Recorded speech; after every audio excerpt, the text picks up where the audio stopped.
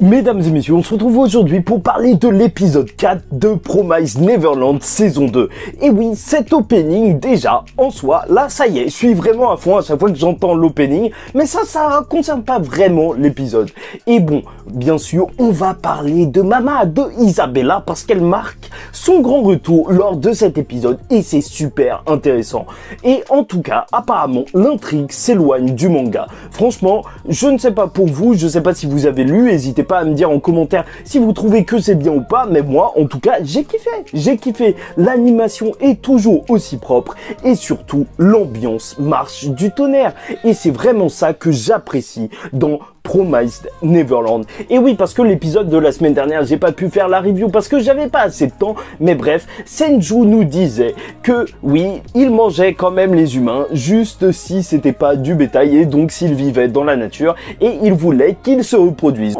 Mais voilà, c'est pour ça, c'est ça Promised Neverland, c'est cette bienveillance cachée, dissimulée, en fait, les secrets sont vraiment très sombres et en gros, il y a toujours une menace qui plane au-dessus d'eux. Bref, là, l'installation dans le camp continue. Et oui, le camp qu'ils ont découvert durant le dernier épisode de William Minerva. Et voilà, encore une fois, c'est ça, tu sens la bienveillance, tu sens qu'ils sont bien.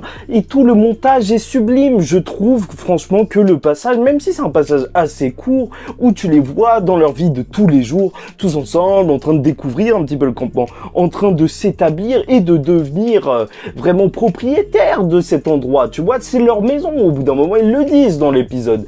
Bah, en soi, c'est vraiment touchant.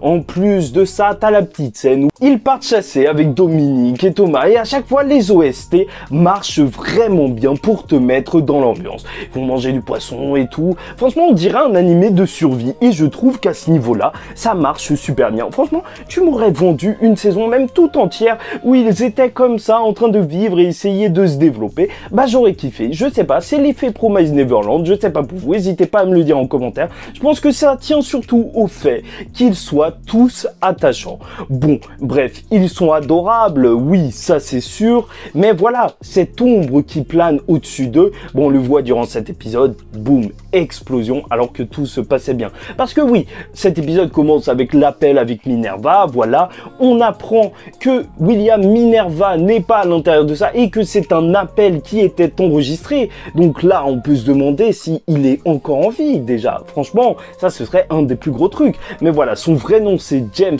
Rattray. Bon, je ne vois rien de particulier par rapport à ce nom, mais en tout cas, voilà, on apprend que lui, il travaillait un petit peu dans ce système d'exploitation des humains, sauf qu'au bout d'un moment, il commençait à en avoir marre de ce pacte. Donc, est-ce que c'est un humain ? Est-ce que c'est un démon? Est-ce que c'est un traître? Ça, c'est vraiment la grosse question qu'on peut se poser, parce que c'est bizarre quand même. Les démons connaissent leur position. En tout cas, il y a des humains qui sont venus les chercher. Donc, en soi, déjà, on peut se dire, logiquement, que c'est grâce aux coordonnées que Ray avait laissées sur l'arbre. Sauf qu'ils savent précisément qu'il y a deux sorties, enfin deux entrées à ce camp. Donc, ok, il y en a une troisième en vrai, mais c'est bizarre tout ça, franchement.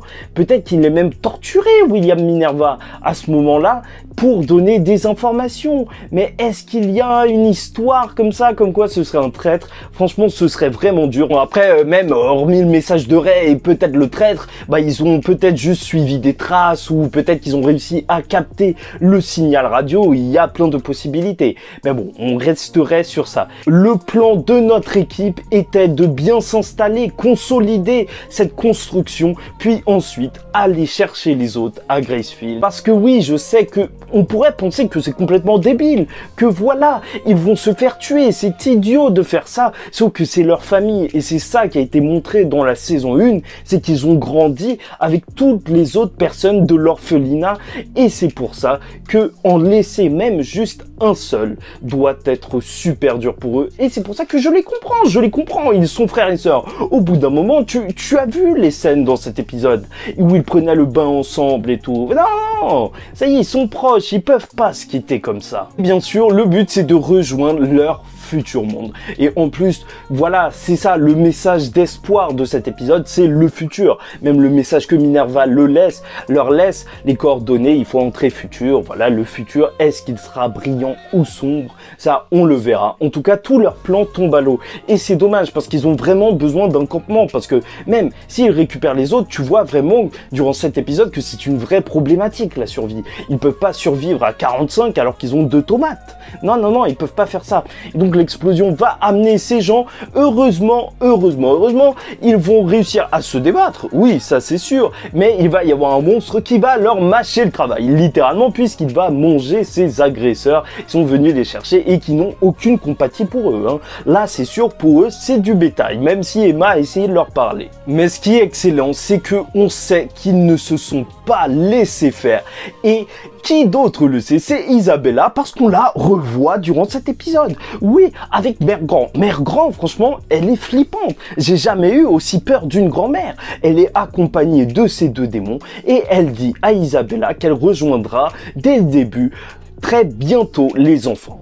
En gros, menace de mort. Et même les démons après viennent avec la fleur qui sert à enlever le sang et bah un truc de fou, un pacte est proposé les gars, un pacte à Isabella. Elle sera effacée de son tatouage, on lui enlèvera la bombe qu'il y a au niveau de son cœur, donc maintenant on sait pourquoi précisément elle a même pas juste essayé de s'enfuir, voilà, elle est enfermée, de toute façon dans tous les cas elle aurait pu exploser, et surtout il y a quelque chose de secret. Et franchement, durant tout le début de l'épisode, à chaque fois qu'on la voyait avec beaucoup de peine pour ses anciens enfants, elle avait envie de les voir, elle avait confiance en eux et étrangement, après le petit message dans son oreille, bah là, elle reconsidère tout. Donc qu'est-ce qu'a pu bien dire ce démon? Alors franchement, pour moi, c'est sûr et certain, ça doit être un truc du genre, tu peux récupérer ton fils et tout, tu peux le sauver aussi. Parce que, en vrai, Isabella, je pense que ce qui nous est montré aussi, même durant cette saison 1, c'est qu'elle aime ses enfants. Malgré tout, ce qu'elle faisait à Gracefield, c'était essayer de leur donner les meilleurs moments possibles avant de mourir, puisqu'ils allaient mourir dans tous les cas. C'est comme ça qu'elle voyait les choses. Donc, je pense vraiment pas que ce soit une personne mauvaise. Et par contre, si c'est pour sauver Ray, si c'est pour sauver son fils, ce serait juste excellent. Ce serait terrible, encore plus déchirant. Et tout le conflit avec ça, purée, mais purée! En tout cas, c'est fou, on nous relance sur cette confrontation entre Mama, une des meilleures, la meilleure personne pour diriger les enfants, les élever, et les meilleurs enfants qui sont les siens. Là, la suite risque d'être énorme. Bon, bref, j'espère que vous avez apprécié cette review. Il n'y a pas eu de review la semaine dernière. J'espère que vous étiez pas trop peiné. Mais en soi, on n'est pas énormément et je vous avoue que ça me peine un petit peu. Enfin, en mode, c'est pas que ça me peine, mais c'est juste vu que j'ai pas beaucoup de temps. S'il n'y a pas trop de gens qui regardent, franchement, il y a des semaines où ça va sauter. Mais en soi, j'aime beaucoup cette série. Dans tous les cas, il y aura une review finale de cette saison et même à chaque fois qu'il y aura un épisode important, j'en parlerai. Mais j'aime vraiment beaucoup cette série. N'hésitez pas à me suivre sur Insta au cas où, comme ça, si je fais pas de review de l'épisode sur YouTube, alors je poste des stories sur la review de l'épisode, tu vois, même si c'est plus court, bah au moins ça aura le mérite d'être fait, on pourra en parler vite fait. Et en tout cas, n'hésitez pas à commenter, liker, me montrer que vous avez de l'intérêt, en tout cas pour cette série, parce que voilà, c'est ça qui me fait vraiment continuer. Parce que sinon, voilà, le but c'est de partager, et si je peux pas le partager à un grand nombre, bah je préfère me rediriger sur d'autres mangas. Je vous dis ciao tout le monde et paix sur vous.